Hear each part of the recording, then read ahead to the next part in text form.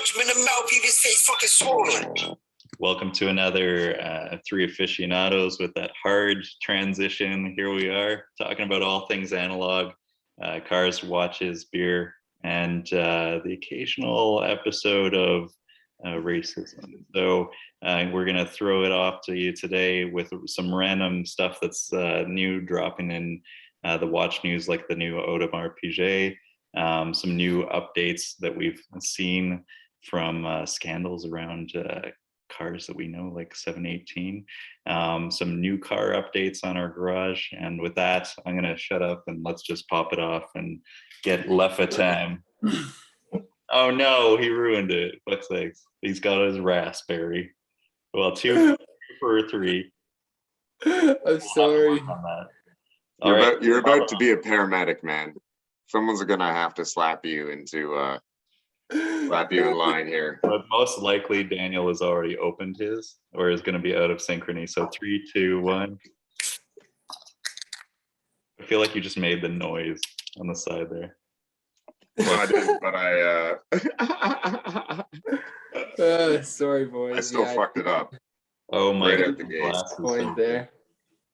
You know, for some reason, I can never open these fucking things. That's because of my language, everybody. We just started. What's going on here, you know? You got to use your teeth. There we go. I've got like some weird fuzz on that. So that's coming through on the YouTube video. You know how much money my parents spent on braces when I was a kid? I can't. It's part of my selling feature. That's how Sukasa does it. He just his parents' money, spits bars, and rips off bottle caps. Chews glass for fun on YouTube. He does. Gets those crazy views. That's all his views, for sure. Well, cheers, boys. Well, Cheers, Dan's going to work on opening up a fucking bottle by hand and doesn't realize that it needs a bottle opener. Oh, he's pouring it. Good job. Good job. You guys ever done that? Open a beer by accident that's a pop top with your hand and then like ripped your hand apart?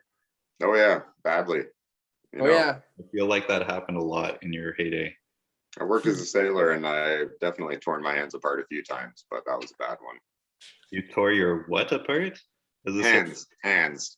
In the Navy. With my accent coming out. Tore each other's assholes up real good. Oh, I wish I was in Halifax now. Cheers, everybody. Cheers. Well, what are we sporting on the wrist today? Let's do a wrist check. Peter, you're coming in through a very high definition, while Daniel is coming in the grainy dark web camera. So let's get that fixed one day, I promise. Very nice. Thought I would bring out, since it's been on the topic quite a bit recently, my clear Casio G-Shock, the jellyfish. I know Steve just got himself the gray one recently, so I thought I'd rep this for I don't know why I actually threw it on today, to be honest. I kind of just have worn it in a while since I was in Calgary, so I threw it on when I got back. And yeah, it was it's always a nice watch to wear. I kind of enjoy, I've said this multiple times, but it's one of those watches you can just kind of throw on and just like not have to worry about. It's just for enjoyment. And yeah, one thing that I comment about too, I was going to say, but I forgot, but I don't know if my light's actually a different color, if it's just because mine's clear, but I find the light actually looks, well, maybe it looks more blue on the camera than it. I thought my light was actually more clear than yours, but it looks pretty blue. Yeah. But now that Peter already gave the reveal that the watch is on my wrist, we got the new G-Shock. This is the Earth Tones discontinued gray color. I don't know. It's got a lot of random nicknames like the Gray One or Gray Wolf. Yeah, it's the Casio, and it's I got it for free, and it lights up pretty similarly. Maybe less bluey. No, pretty bluey. Pretty similar. Oh, yeah. Blue. I like it a lot. I just did a big kind of move out of my mom's storage utility container. And it was awesome to move shit around and not have to worry about. But I still. That's where you lived before living in this house. It's actually where I was conceived. You were You were conceived in a storage unit and lived there all through med school. Right. Wow, how does the news not know about this? I'm calling up CBC. I've never seen. I'll wait until after the podcast. Yeah, that's right. So yeah, I like About this doctor he was raised.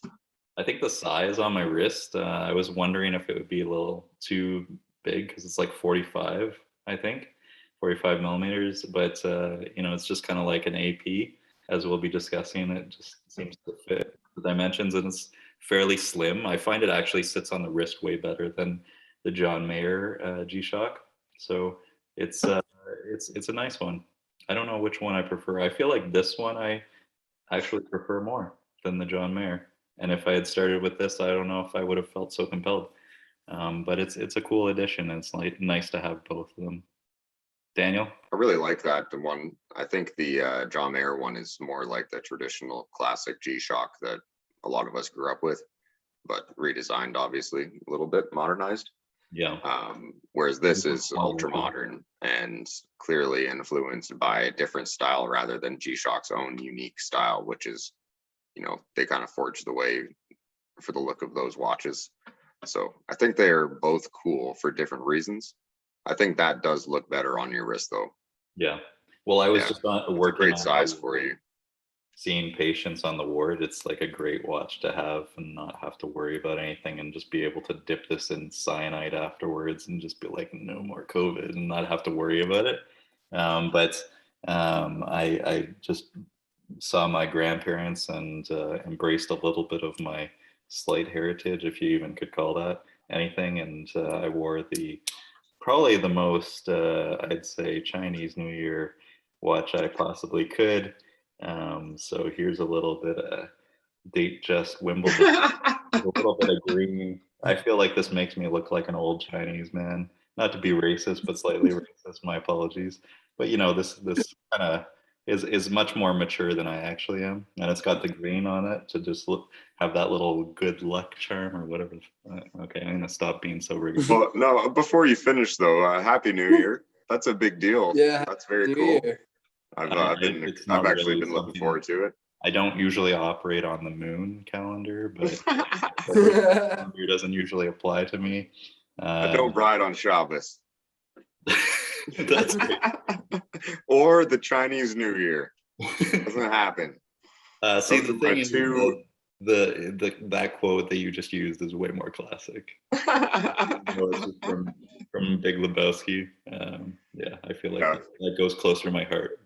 That was a great movie, and I mean, for you, you've got that for your New Year, and you can just lend me one of your gold watches for my New Year. You're not even Jewish. It's by marriage. What am I, adopted? So you'll lend me a gold watch for the Jewish New Year. It's just been decided, and you've got that for the Chinese New Year. I don't have to lend you anything. It's perfect. Thank you. Perfect. Yeah, Happy New Year. I was hoping you'd lend me the red boy, the red G-Shock you got. I feel like that should be the one that you're sporting for Chinese New Year, and then you'd sport and you'd match all the G-Shocks that we've got here. Did you notice I have the right sort of the right colors? You do. Going for the right inspiration to show solidarity with my friends. Just to put the cherry on the Sunday of my racism, I am sporting the ultimate outfit and colors. I've got the green scrubs. Well, if you're going to go that deep, I've got my gold necklace on with my fucking fillet on. For those who are tuning in, both Daniel and I are just going to go take a little bit of racial immunity, just around the nearest minority that we are. Daniel didn't have to. And pretty sure we both grew up eating bagels and lox on Saturdays and dim sum on Sundays. That's true. There's a lot of strong similarities. Peter, he was on a ranch somewhere, I'm sure, having a steak or big ribeye. As one another, but probably I win. Yeah. Well, now that we've offended every single person who could potentially be tuning in here, while Peter sits there laughing his ass off, trying not to be racist, just remember, Peter is a good person, and if anyone deserves to be fired, I guess it's probably me. But Yeah. Are you saying that you can laugh at racist jokes but still be a good person? That's an interesting question. I feel like nobody's laughing anymore. You just took No. the piss out of The SJWs have taken up megaphones and they're in a square somewhere protesting. it. They're hunting down Jordan Peterson right now, getting mad because apparently he influenced us to say these things. Anyways, if you guys read books, he's a great professor and author. I'll endorse that. I'm not going to even touch that. I feel like he's such a controversial figure. I still haven't really even listened to really, but I know that he has some pretty hard opinions that perhaps I might not necessarily be aligned on, but I do not know Yeah. about him for sure. Definitely. I don't necessarily have to agree with the beliefs of every belief of one person. You do need to believe in everything that I do, though. I do. You don't. I do. Yeah. I'll jump quickly into my wrist check now because I've been talking the most. Does that sounds fair, right? Yeah. I've just got my Victorinox Dive Master on. That was, whoa, hey, where's the camera at? Previously, Steve's. There is no camera. Yeah, not with this grain quality. It's actually a filter, grain filter. I'm trying to be more metal. I'm trying to go old school retro rock and roll, or 90s hip hop, Wu-Tang under a bridge, kind of grainy. Trying to go more analog. More like This is pretty intentional. It's more homemade sex video, I'm pretty sure there, Daniel. With which celebrity? J-Lo. No. Then I'll take it. That's a nice compliment. Thank you. All right, I'm done. Back to you guys. Beautiful wrist shot. Very Thank nice. you. All right, let's get into it. We're gonna do some watch news. I'm gonna share my screen here, and so we've got a new AP drop. I feel like everybody by now has learned about it. With the 50th anniversary, we've got a new jumbo extra thin 16/2202. That's 16/202. Comes in a variety of different dial variations here, but obviously the classic. But I kind of like the green and the gold, if I'm being honest. What do you guys think about this? I think this is the new in-house 7121 that's applied here. We're talking about the big boy flagship, but I feel like, the classic one's always the blue nuit. I guess the blue black or midnight blue one. I feel like that's the one that I'd want for the rest of my life. But probably the watch of now is the green dial. The one that I'd probably want to have if I just wanted to stunt on people would be like the gold on gold one that just makes your eyes just sear. And I feel like that's definitely the Chinese New Year watch of now. What are you sporting here, Daniel? I feel like I'm going to be racist and say you're all gold.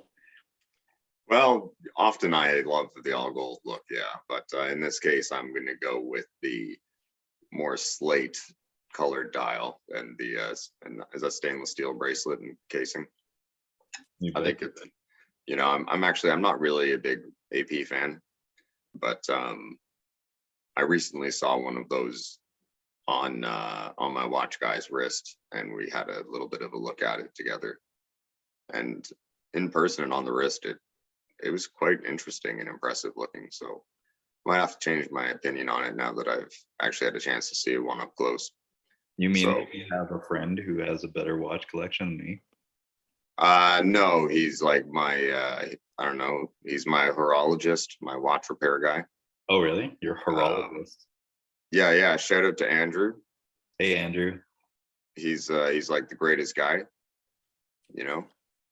I feel like your horologist just sounds like he's, palpated your prostate at one. Well, no, but it's close. I've got his name in my phone book, and we text.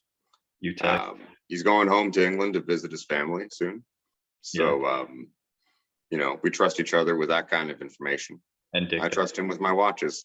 Good. Does a great job. He's at the place at like a bay in college called 9 to 5, where he's had his own shop for about 30 years.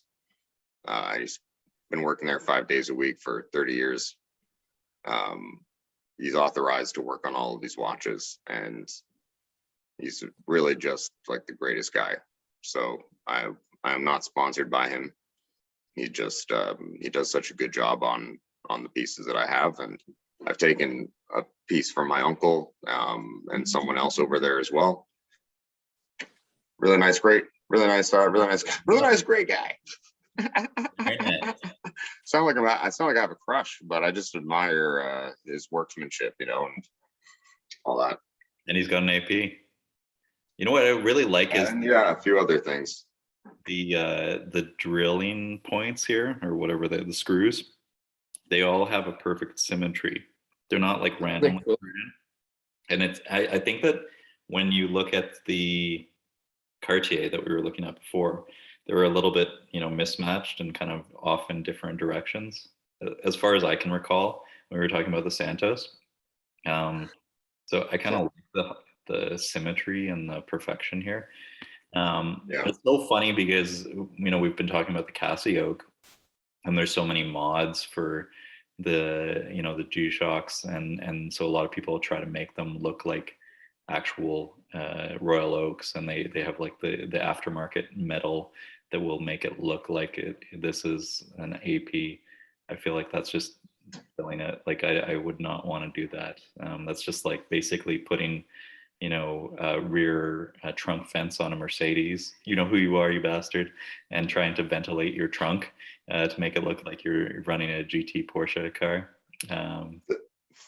Yeah, I Just be feel proud of what you own. exactly. I'm proud of Already, it's such a cool watch. this one. And relax, For sure. you know. Go modify something else. Leave that one alone. It's already fine. Here's my question though: would you sport the 37 rather than the big boy jumbo? Because the jumbo is really the one that everyone aspires to own. But I feel like this very light blue, you know, light blue boy, Peter kind of watch, I feel like is all Peter. This is the little boy blue here. No? Yeah, 37's nice too. I don't think it'd be too big either. I feel like 37 would be reasonable. And color's nice as well. If it had no date, it would be probably perfect, I think, because this is such a minimalist dial. All you have is Audemars Piguet on that, and that's it.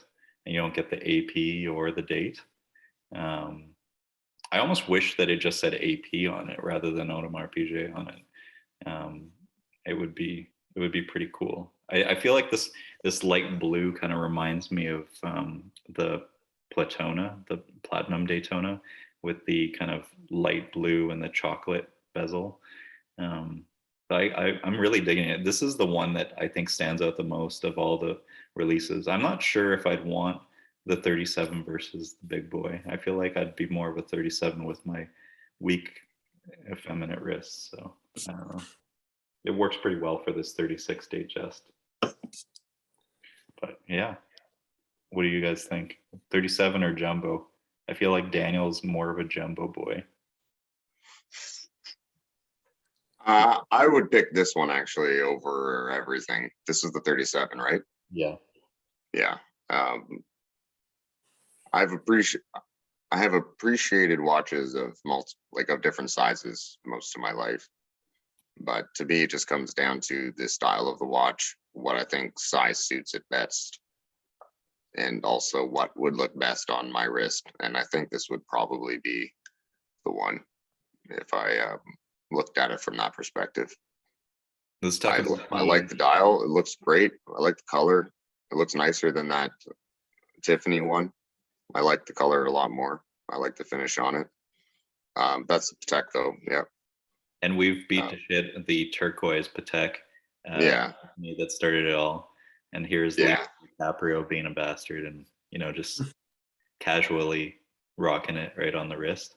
But I think the funny thing is that there was a recent release that there was this young guy who I guess worked for Philips who had made a bid, a lowish bid of the very halves to get the first Patek Nautilus Tiffany.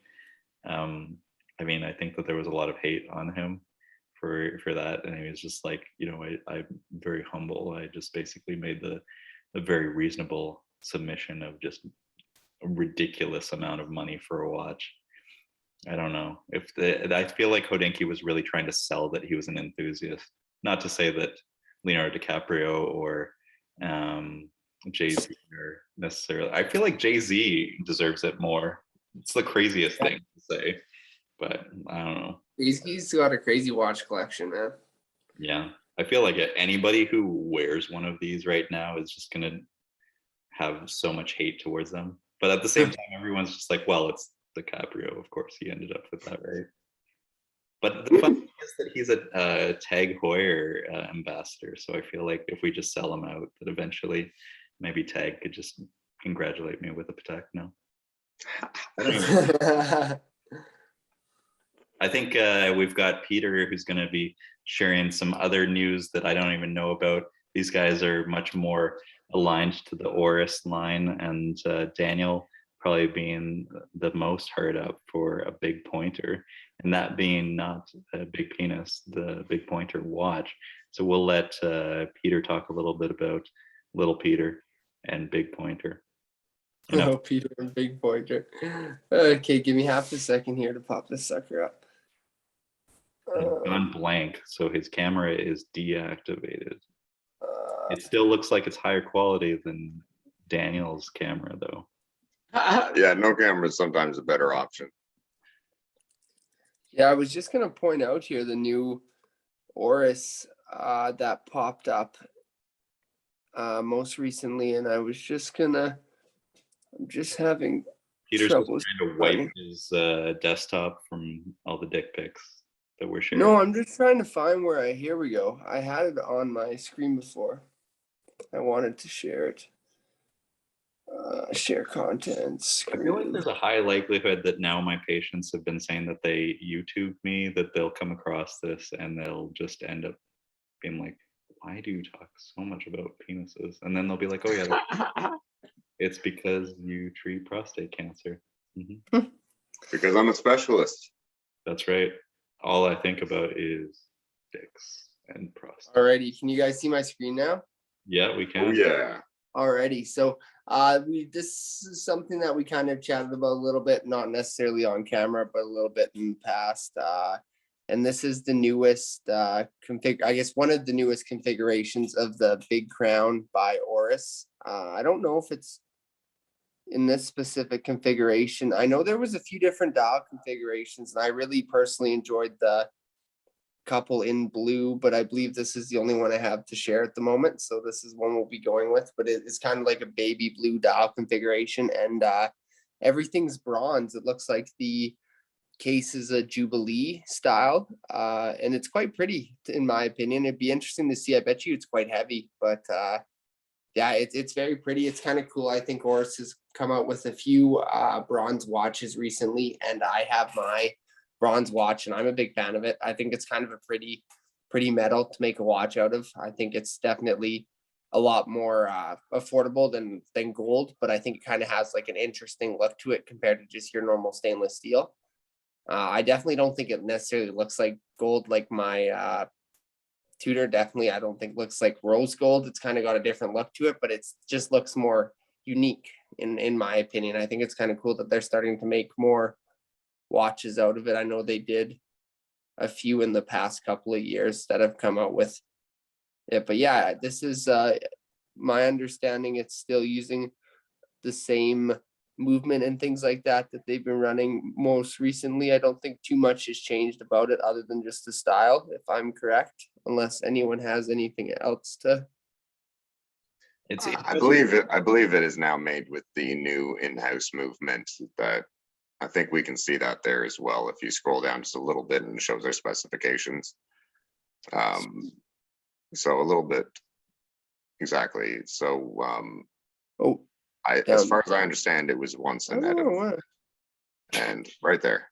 It was once an ETA movement, and I believe it has recently been upgraded, which might also have impacted the price and made it jump up a little bit.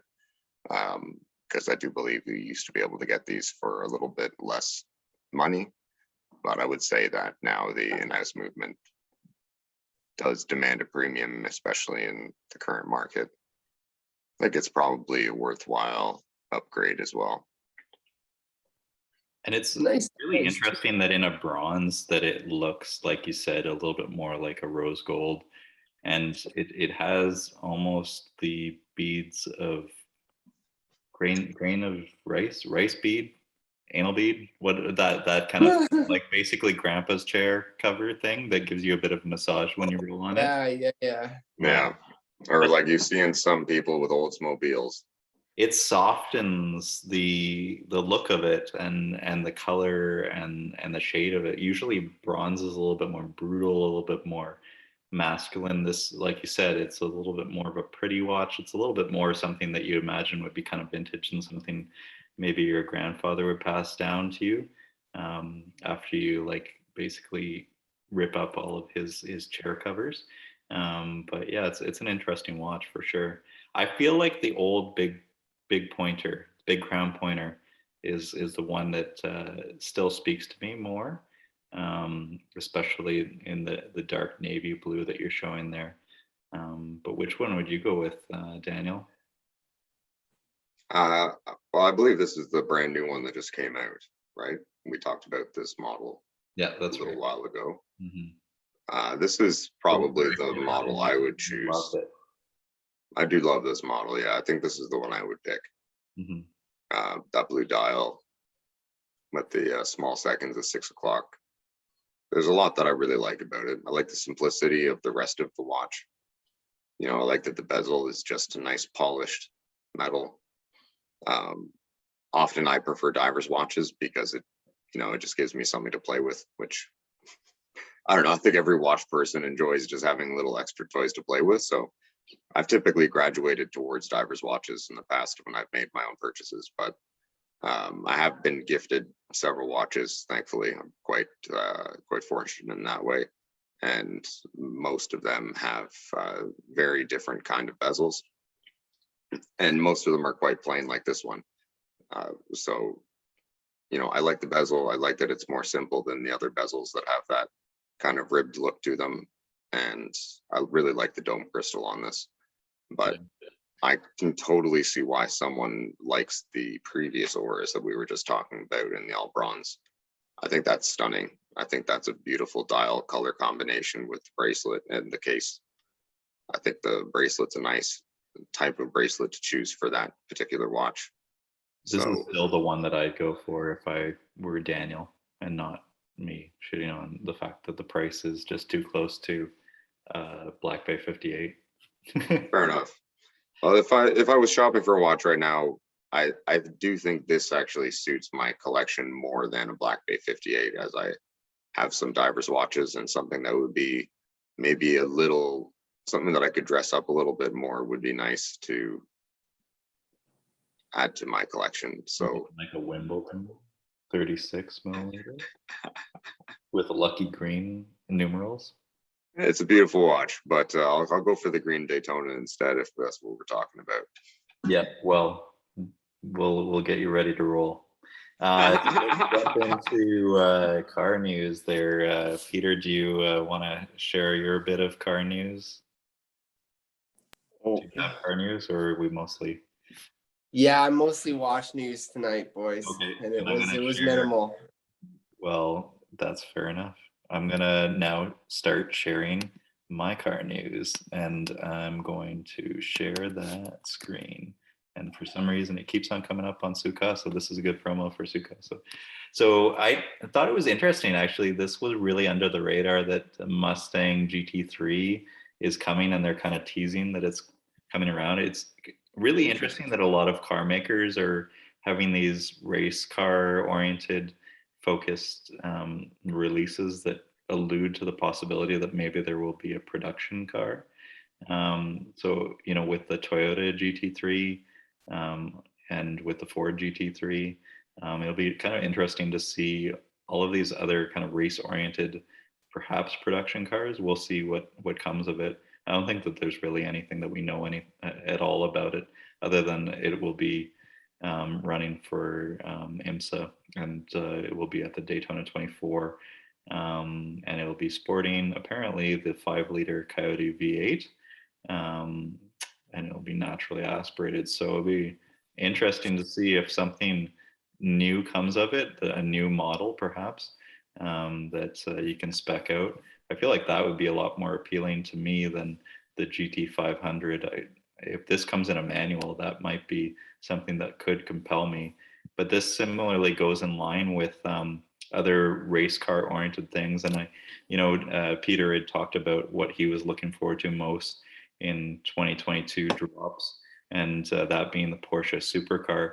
And everyone kind of speculates what it'll be, like GT1. Will it be a 919, or will it be something similar to, like, based upon the Le Mans LMDH prototype? I don't know. The LMDH Le Mans prototype looks pretty awesome in the camouflage right here. And what's interesting to me is that I don't know if they previously mentioned this, but it's going to be sporting the V8 with turbocharging technology. I wouldn't be surprised if it's also running some sort of electric augmentation, but it also is going to be running on their renewable fuels that they've been promoting. To me, that would be super appealing. How cool would that be if it was an engine that was a V8 turbo, but they said, well, it's ready to go for renewable energy source, and you could still run regular gasoline in it. I really pray that would be the next supercar, and to me, that would be a left nutter and a right nutter. I'd sell everything for that. That says the engine revs to 10,000 RPM. A V8 that revs to 10,000 RPM. That's almost as good as the T33 and the T50. Yeah. The Gordon Murray. Yeah, this looks like a potentially absolutely crazy car. Yeah. Very exciting. It looks so good too. Yeah, it does. That's really looks like it's from the future. Yeah. That's Peter's major choice. Actually, that is one thing that we talked a little bit about as something that I was looking forward to back when just the emblem was being leaked on their Instagram. I was really hoping that the T50 baby, the T30 3 was going to be something that was a little bit more approachable. It's still like, I think 1.5 million. So unfortunately, it's still not in the books for me. But interesting, it's still a V12 supercar coming from Gordon Murray, obviously the creator of the McLaren F1. To Daniel's happiness, it no longer has the crazy turbine in the back. But to me, I feel like the T50 design was a little bit more carefully thought about. This seems like a mishmash of a lot of random designs. There's some interesting angles, some interesting elements. So the T33 has got the V12. It revs a little bit lower. It only goes to 11,000 rather than like nearly 12,000 like the T50. Still mid-engine, still carbon tub. It doesn't have the mid-seated points, and it's manual. So to me, I wish that there was just a baby version of the T33. Give me the T.11 or something like that, and just cleave off a few cylinders. That would be super cool if you could have something that revved that high and was like a V8 or a V10. Like a V10, that's so reasonable. Just make it like a Carrera GT that revs to piss. And nowadays, to have it with a manual would be super cool. But to me, I think I'd go T50 design. I feel like this rear end of the T33 does look better than the T50. What do you think? You're going to put 1.37 million quid down for this, Daniel? I would go for the T50. Yeah. If I was in the market. Of course. I would be able to get over how much I hate the rear end of the car pretty quickly once I jump into that mid-car seated position. To me, that just makes the car so interesting. It's the McLaren F1 experience. It's an extremely unique experience. Most people don't get to drive either an open cockpit racer and sit in the middle, or sit in a real thoroughbred like that. And I've always either sat on the left or the right of a car while driving. I've never personally had the chance to drive a car while sitting in the middle of it. And it's something that, like if I had the money, I would spend the money just to try that out and see what that experience was like. Because to me, that's really what's so exciting about that car is the driving position. Everything else, obviously, super exciting as well. But it looks better from almost every direction than this car. This car looks way better straight on from the back. So, I mean, I wish that they could have this rear end on the T50 and then I'd be ecstatic. I would think it's the incredibly beautiful car. This I would just settle for in a way because I don't like the looks of it too much, but I know that it would be a performance monster. Also, if you're a billionaire who can afford a Gordon Murray supercar, like what's a few million here or there? Do you really want the one that's light and like just a little bit less? Or maybe you can have both. Well, yeah. I mean, if you're just a crazy motherfucker who just is a warlord taking all the money of the world, fair enough. Like the Sultan of, oh, never mind. I won't say that. Since you just said warlord, I'm not going to follow that up with anything. They're monitoring. We already talked about Russia offline. Okay, we'll jump into Peter's impressions. What do the youth think of this now? I think both of them are cool. I personally would be going for the T50, I think, over the T33. I think, like, you guys hit on some good points. The middle seating is really cool. I think that's an experience in itself. But I do think the styling of the T50 is a little bit more there. I think it kind of plays a little bit of tribute to the, like, I personally do see a little bit of the classic F1 style in the T50, and I do like that. And towards the T33, like you're saying, it's just kind of random and it just kind of seems a little bit out there. Not saying it doesn't look good, but I just like I don't know if it's for me. So if I could choose one or the other, I'd probably go with the T50. And I mean, it is a little bit better performance wise, so you get that as well. But I think it's pretty cool. I think they're both very interesting. I think it's kind of a unique take. I like how it's manual, and how high they rev is really cool too. I think that's pretty insane. You don't see that very often in production cars, so it's pretty cool. Just take out like 4 cylinders, make it rev to like way beyond what we'd ever expect, at like beyond 10,000 RPM, put it in mid points, carbon monocoque, let us have mid seating position. That would just be end game, right? Even if it'd be so like cool. 500 grand, it would be something to clamor over. It would just be like to slightly touch the face of God, like almost a McLaren F1, the closest that we can get, right? It'd be kind of cool, but yeah, super cool. I know maybe this is a weird thing to follow that. Maybe I don't think it's a weird thing. Sorry, something I'll just follow it up with is like I've always been a bit of a Ferrari and Porsche fanboy. So a car like this versus the T50 would really have to do a lot to pull me away from some of the crazy offerings that those brands bring to the table. If that makes any sense to you guys. Yeah, I feel like it's gotta be heavily grounded in McLaren F1, right? Like if it offers that part of that experience, if it is like 8-cylinder, mid-engine, mid-seating position, crazy Gordon Murray technology, I feel like that could potentially be something that would be really appealing to me. But as you said, who the hell knows what happens to these cars afterwards? I mean, Gordon Murray has already told stories of what happens to the McLaren F1s and having to like fly people by helicopter, fly out the mechanic to support these cars.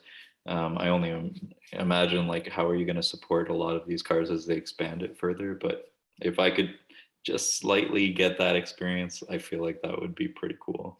But if you told me that there was a T.11 coming, that it was either that or the Porsche Supercar, and they were both at the same price point, obviously, if it's not a crazy like electric and it's more aligned to that LMDH Le Mans prototype, I'm going Porsche all day long.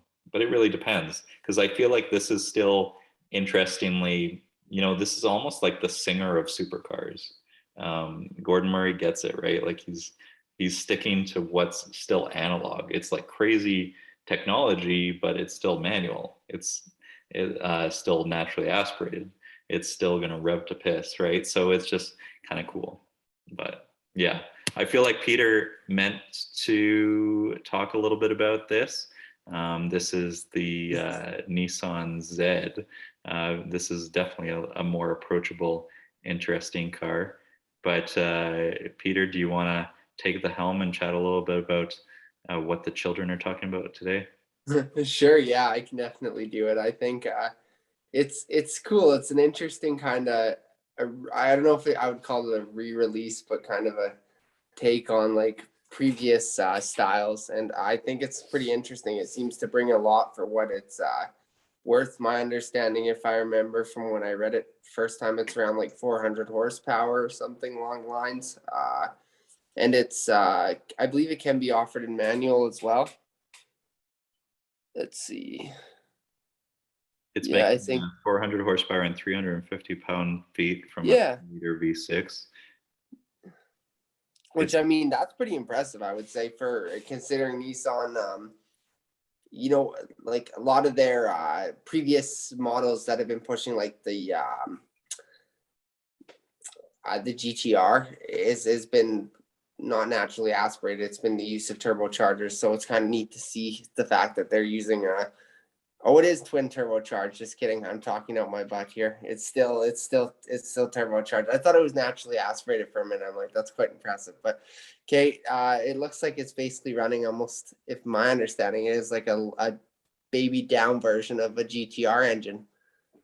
It looks like at this point, which is kind of interesting to see, and I think that's pretty cool. It's rear wheel drive, and yeah, I'd be interested to see how much it's gonna come out for. I think will be one of the biggest questions, because I think this could be a very accessible car for what it's worth. It seems to have a lot of good features, and it is rear wheel drive. I understand like it's kind of like they try to make it more mid-engine, even though it is front engine, but the engine's more towards the middle of the car, so it tries to make it more balanced. And I think it looks good personally with styling wise. I don't know about you guys, but Yeah, it definitely looks like the old 240Z Datsun look right from this back shot. This is definitely the money shot here. But like I feel like other angles, especially the front, I don't know, not so sure. But you know, as you said, pretty impressive. It'll be entry level, very approachable. That face, I don't know about, but you know, you just look at the T33 and you're like, well, maybe the T33 just pips it a little bit, but Maybe, maybe just a tad. maybe the jury's out. Porker though, it's 3,500 pounds. It'll be interesting to see how they hold up. Yeah. What I like here is they mentioned that the Canadian version will have a block heater, so it'll be perfectly suited for you, Peter. That's hilarious. Replacing Take that to Lethbridge safely. exactly. Yeah, there you go. Exactly. Yeah. You know what I think is interesting is like the some of the Halo cars for certain car nuts like myself and potentially you guys as well, but I'll just speak for myself here. Whereas, you know, the E39 BMW M5 or the E39 5 Series, as well as like the BMW E46, you could probably speak more closely to Porsches and other models.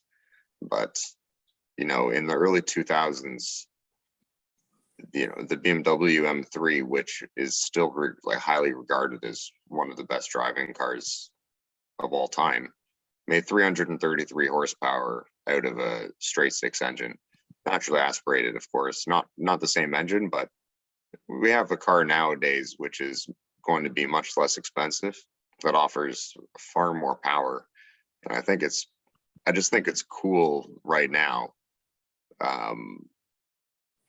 You know, that you can go out and buy this Nissan that makes 400 horsepower, and the E39 M5 made 400 horsepower out of its, you know, incredible V8.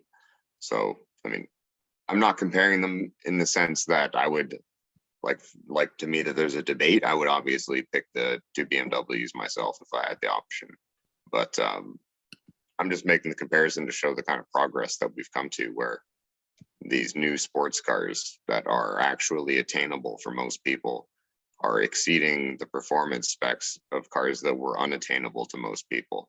You literally And exactly very thread cool. right to an E46 M3 that I looked at.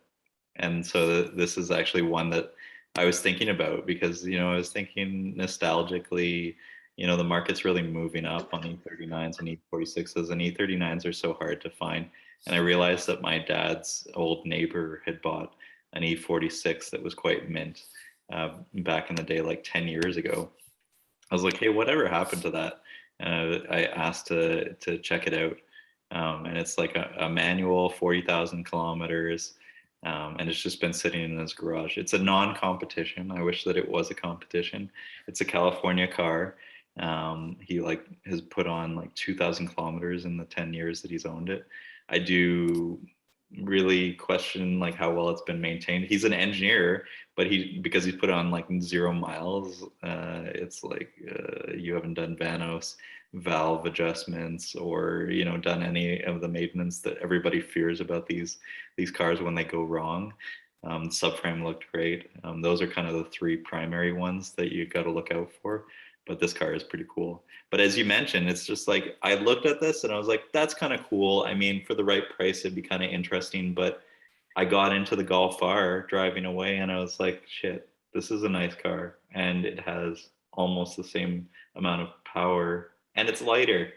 So yeah, we've moved on a lot, haven't we? But this is still a pretty cool analog machine. I would still take this over your Golf R. No offense. Yeah, for sure. If but not for the lateral move for sure. But I wouldn't pick this as a daily driver, so that would be the trade-off. You have a Golf R as a daily driver. This would be a weekend car and a good weather car. Yeah. Purely because of the age of it. If I had a brand new M3, I'd drive it daily, no problem. Yeah. And that's exactly why I went with the daily driver with that 330 for my wife's car when her friend decided to part with it. And so it's going to be a good one to kick around. I got to do the rear brakes, but it's a 2017 and it was a no-brainer for, basically getting the trade-in price. And it's great because it has all the niceties, all the convenience factors, and it has a really good stereo. And they even have XM radio still in there. So, my cheap ass who won't pay for XM radio, I'm taking advantage of that. But, yeah, that's a sweet ride. I've already said it before privately, but I'm and probably publicly, but I'm jealous. That's a very nice pickup. And Daniel's going to share a little bit of his car news if he's got the dark web prawn. And I've given up share screening privileges. Do you have of course loaded and ready? Let me get you guys going down a very dark path. All right. It's funny that we talk about all these things analog, and then I turn around and I go and I see the market going down, and I put money into Tesla and Lucid and Bitcoin when I saw everything dump out. But here we are. You're probably making the right decision. Well, the first piece of random car news is that I've heard about this drive for a long time. It goes all the way from Dawson City to the ocean. That's all the way up in the Yukon, just through the Arctic Circle. And I have proposed to the boys or the aficionados, to be more gender neutral, that one day I believe we're all start to plan doing this trip. This would be as analog as it gets. No Ferraris, which are analog up to a certain year. But, you need a serious vehicle to get through this. I want to take my Ferrari. Like they talk about, Mr. Highway is a crazy dangerous road. And if you complete it, they do recognize your efforts by giving you a certification to say that you've actually completed it, because it's very difficult to complete. Somehow this guy is driving around out there in his Ford minivan, but so I don't know, he must have grown up out there. It looks like a panel van. I'm pretty sure there's bodies in it. maybe bears. Oh, But not keep the yourself bears. safe out there. So, as of seeing so much wildlife, and I think it would be an amazing bonding experience for the aficionados. So let us know what you guys think. Maybe one day we can make it happen. Yeah, I'm definitely in. We're gonna need to get that G-Wagon back. Oh yeah, that would be kind of terrifying. Yeah, I'd we'd be run so out of scared of gas breaking it. immediately, and then just Like not. Sorry. we'd run out of gas immediately, and then just get eaten by bears. Well, regardless of what vehicle we need, or what vehicle we take, we would most likely need to take extra jerry cans of gas with us on the roof rack or out the back somehow. Just in case there's an issue. You always want to take extra fuel with you if you're going deep into the wilderness. Just like you want to take extra tires, extra fluids. You want to take extra everything so you can replace anything or fill up any fluid if you're in the middle of nowhere. Pretty sure Peter's gonna end up just bringing wild raspberry. Wild raspberry. You should be sponsored by Wild Rose. Seriously, Peter. Our first You can sponsor. work on them and Leffa at the same time. Oh fuck yeah, Leffa really owes me, man. Between the three of us, we've been dumping a lot of dumping a lot of money into the beer industry. Dumping a lot of beer into the money industry. So I'm going to jump to a car that would not be suitable in any way in the Yukon or in most places in northern parts of North America. And now it's suitable for smokers again. So I was about to say Subaru. So Porsche, you know me, I love Subaru. Always have it on my mind. So Porsche just released not too long ago that they have had to issue a recall due to the potential for cigarette butts or cigar butts being sucked in through the side air intakes and into the engine. So apparently, the issue is not necessarily that this is a problem with the car, but how many of the owners of this car are smokers? How many people have had this experience that Porsche has had to actually take action to modify the air intakes so the driver's cigarettes don't fly into the engine as they're driving down the road? I think this is a hilarious story. When you Glad drive to know the Porsche's fixed it. So if one day I buy a used model, I don't have to worry about the engine having blown on it or maybe cigarettes somewhere stuck in the engine bay. But this is hilarious. When you drive a Cockster, the world is your ashtray. It ends up in your fucking engine, so eat that. Well, yeah, I would drive one. Yeah, Especially the earlier generations with the naturally aspirated flat six, maybe like the GTS model, which is pretty rare to find. Yeah. Or the RS model. But yeah, I think they're great cars. I just think this is a hilarious story. Moral of the Turns story. out a lot of Porsche Boxster owners are smokers. Yeah. The moral of the story is don't smoke. Just do bong hits like Daniel in the middle of A Boxster owner if you want to stay smoke free. I'm just imagining Daniel driving a Boxster right now, doing a bong hit, and then being finished the bong hit, and then chucking the bong out the window or no window, and it's just going into the fucking vent. I'm a changed man. That doesn't happen. Oh. I figured out how to throw things out the window properly now. Daniel's into edibles now. Yeah, got those special oils going on before. He throws his poos out. Nice tea. He takes the edible, he makes the poos, he takes them in his hand, throws them out the back of his Boxster. Don't you dare break doctor-patient confidentiality here. I don't want anyone else knowing about my bowel movements. I'm no longer your horologist, your urologist, or proctologist. Now you're just my friend. Yeah. We've been through a lot. That's right. And soon Peter is going to be jumping in an ambulance to come and take me to the hospital. Ambulance. Too much oil. Right.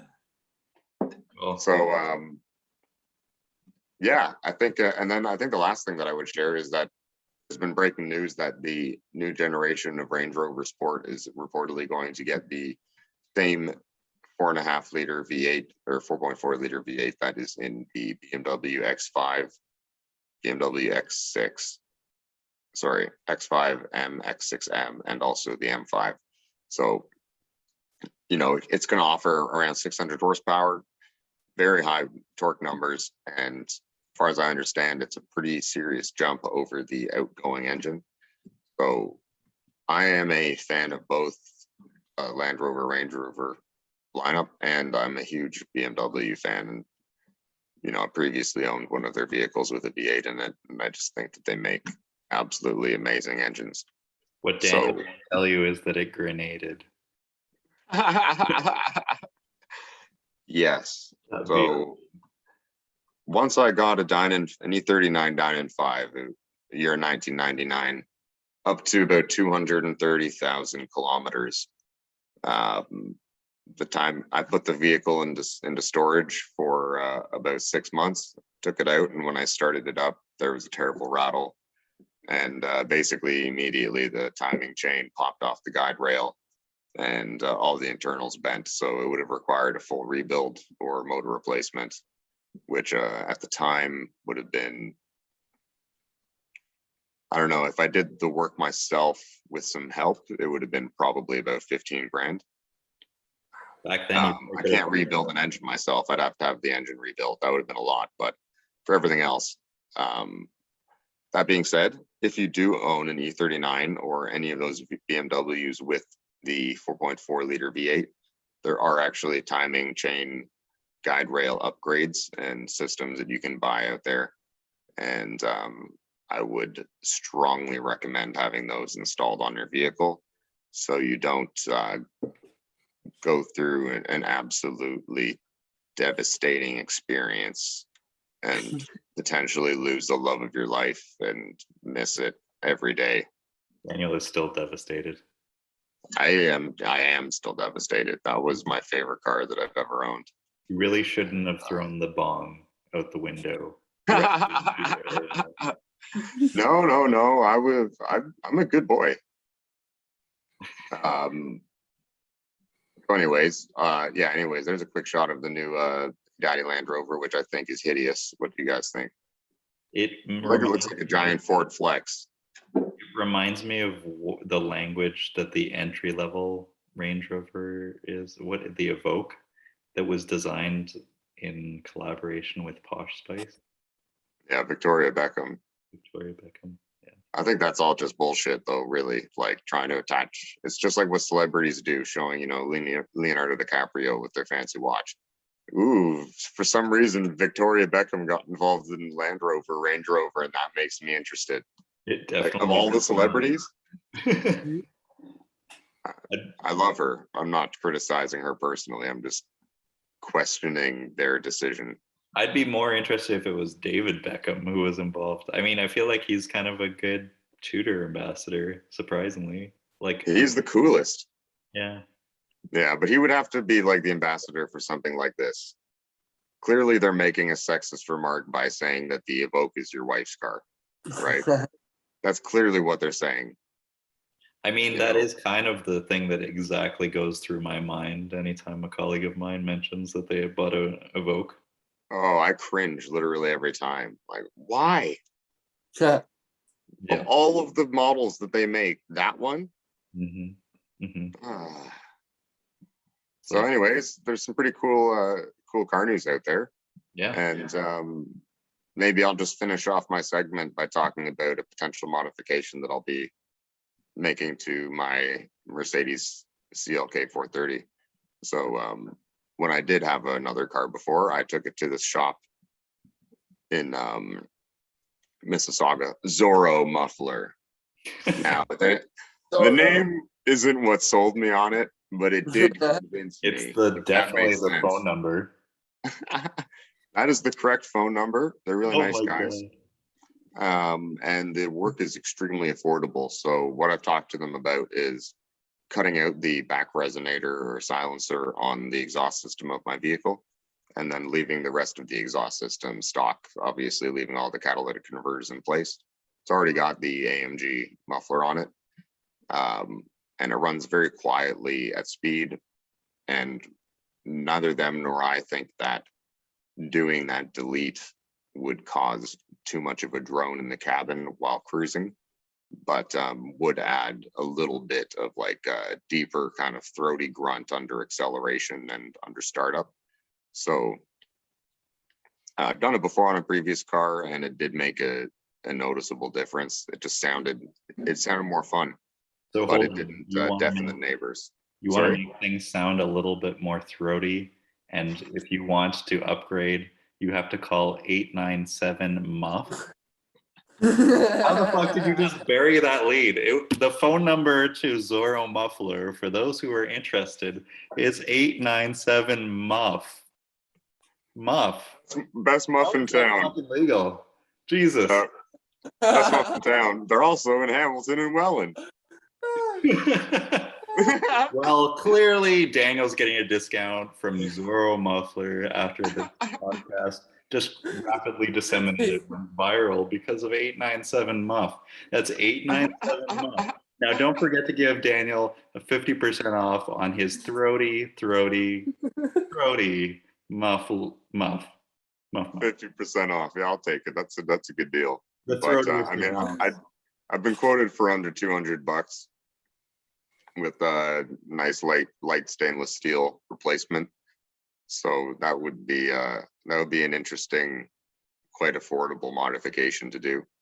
Not that saving weight on that car is much of a deal, because that thing is freaking heavy. Actually, by today's standards, it's light, but by those days' standards, it was heavy. I think it's about 3,500 pounds.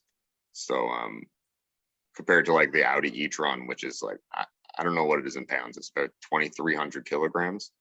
You know, That I is was actually nuts. just thinking about you and your car because I was watching what's his name, the guy who buys all the shitty cars, Hoovy. I was watching Hoovy's garage on his reviews of he had bought an E46 M3, and he's like there at the shop because it's totally fucked because he always buys lemons at the cheapest price, and they're gonna have to replace the transmission. But right next to the thing on the hoist, and he's saying, you know, the E46 M3 is not the be all and end all. He's like, meanwhile, same era CLK sitting here, V8, beautiful, naturally aspirated. You know, people shit on it because it's not a manual, it's automatic. But they were great sounding cars, great cars, and they're like a fraction of the price. I'm still amazed that they're so cheap, and that is a pretty cool cruiser. I mean, it's a different car. I mean, because the E46 is very, you know, much more of a scalpel, whereas the CLK that you have is like, you know, a hammer, you know, but a smooth hammer. You know, it's the hammer that you want to, you know, lube up to. So It is extremely smooth, and it's a lot faster than people think. It's hilarious to embarrass people on the highway or other roads when they decide to try and overtake you in some weird maneuver, you know, like V8 has got some pretty quick responding power to it. And even though it's an old car, I would guess the system was underrated from the factory, because, you know, it says stock 285 horsepower, and I can't remember if it's about 300 pound-feet of torque. it's the torque. Like it definitely feels like that torque, but it also feels like there's more horsepower, because when you're on the highway and you gas it, it just goes, like it takes off. It's so that that highway passing power that people talk about, like it's got that. And I've seen it keeping up with M3s and same generation Carreras on the Nürburgring. Like a guy in a convertible CLK 430 just giving her around the Nürburgring, keeping up with those same era cars. Like they would kind of lose him a bit in the corners, but he was like full drifting around the corners and then coming into these amazing straights and just catching right back up to them. I was like, that's the car I drive. What? Like, I had no idea. But I'll finish by saying I had set out originally to buy either an E46 M3 or an E92 Cabrio or an E46 Cabrio. E93 Cabrio. Mhm. And yeah. So those were the ones I had set out for, but at the time there was nothing available either in province or in the neighboring provinces that was interesting. So then I decided, like, what's Mercedes got to offer? I've not owned a Mercedes before. I've owned a couple Beamers before. Why not try a different brand instead of buying a third BMW, you know? And I don't regret my decision at all. I love this car. You know, in fact, I'm trying to figure out ways to make sure that I can keep it longer, keep it in good shape, and to make sure I can continue enjoying the car. So, you know, nothing dramatic is going to happen. I'm going to keep it basically all OEM. But this one little modification, you can keep the resonator, have it put back into place at any point in time, and won't affect the resale value of the vehicle, but might add a little bit of fun to my experience after driving it for a few years now. So I'll let you guys know what happens. Probably won't be for a few weeks still, though. I'm anticipating it'll be smooth, it'll be throaty, and it'll be muff. All of the best things. It's Thank like it's you. got all the best. It's got all the best. It checks all the boxes. Thank you, Zorro Muffler. And Zorro Zorro Muff. invoicing you for your sponsorship, as well as Daniel's Wild Raspberry Wild Rose. And this is also brought to you by not Leffa or G-Shock. Nobody is paying us anything because mostly it's just dick jokes. And if we could only get dick jokes as a sponsor, we'd be really good. But that being said, thanks again for tuning in to another Three Aficionados. We've made so many of these. We're now up to like 5 viewers. Thank you all for your All is rolling. indulgence for the dick joke. Have a good one. We'll see you, boys.